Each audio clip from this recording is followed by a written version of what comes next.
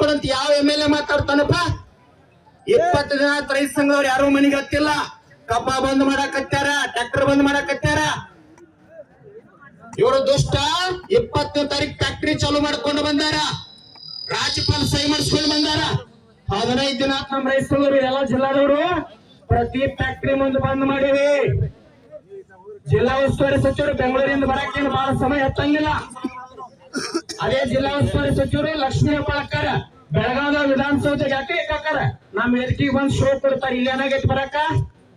ಇದು ವೇದಿಕೆ ಅಲ್ಲ.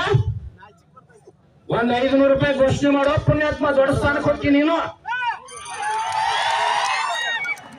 ಒಂದ್ ಹೇಳ್ತೀನಿ, ಬೇರೆ ಯಾವ ರೈತ ಮುಖಂಡ ಆಗಿದ್ದಾರೆ ಕೆಲವು ಜನ ಮಾತಾಡ್ತಿರ್ತಾರ. ಬೇರೆ ಯಾವ ರೈತ ಮುಖಂಡ ಆಗಿದ್ರೆ 21, 22 ಫ್ಯಾಕ್ಟರಿ ಚಾಲು ಆಗ್ತಿತ್ತು.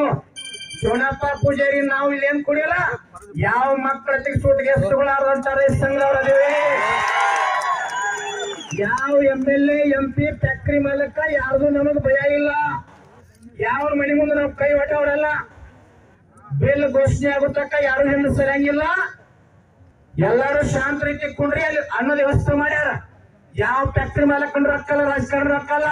ನೀವು ದುಡಿದು 100 ರೂಪಾಯಿ ಪಟ್ಟಿ ಮಾಡಿದ ಅನ್ನ ಹಾಕಿ ಎಲ್ಲಾರು ಊಟ ಮಾಡಿ ಬರೀ ಆರಾಮ್ ಹೋರಾಟ ಒಂದು ಘೋಷಣೆ ಮಾಡ್ಕೊಂಡ ಮನೆಗೆ ಹೋಗು.